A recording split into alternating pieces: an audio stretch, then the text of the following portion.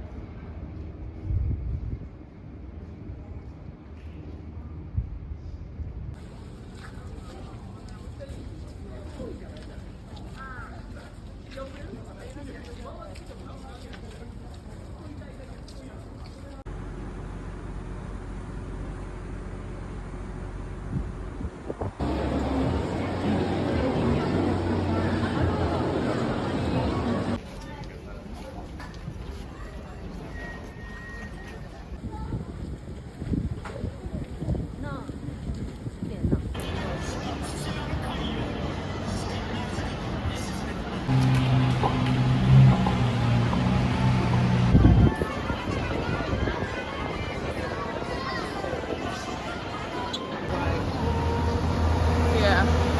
$200 or something like that. And this is Kushikatsu, exactly. So Kushikatsu. The street in Shinsekai is also one of our main gate districts. Take it way that way, okay? They used to sell puffer fish here, but not anymore. Wrestlers, okay?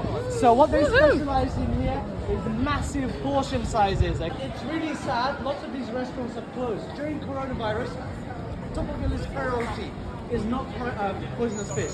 So they put some of that on top, and this is, I do believe, lotus root.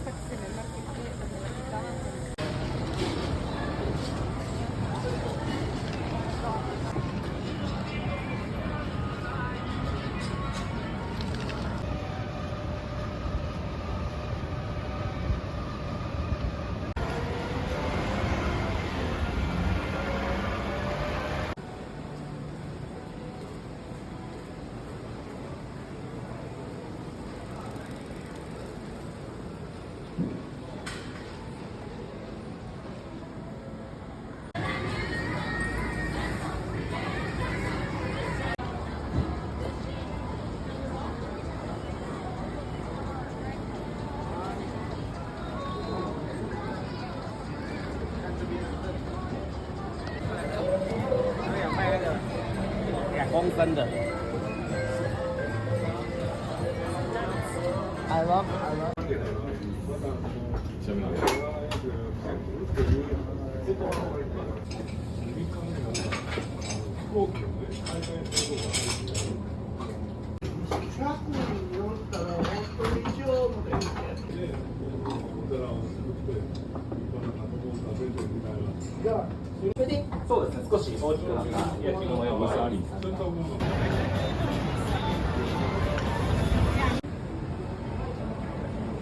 There's literally no way to go. You have a lot to see.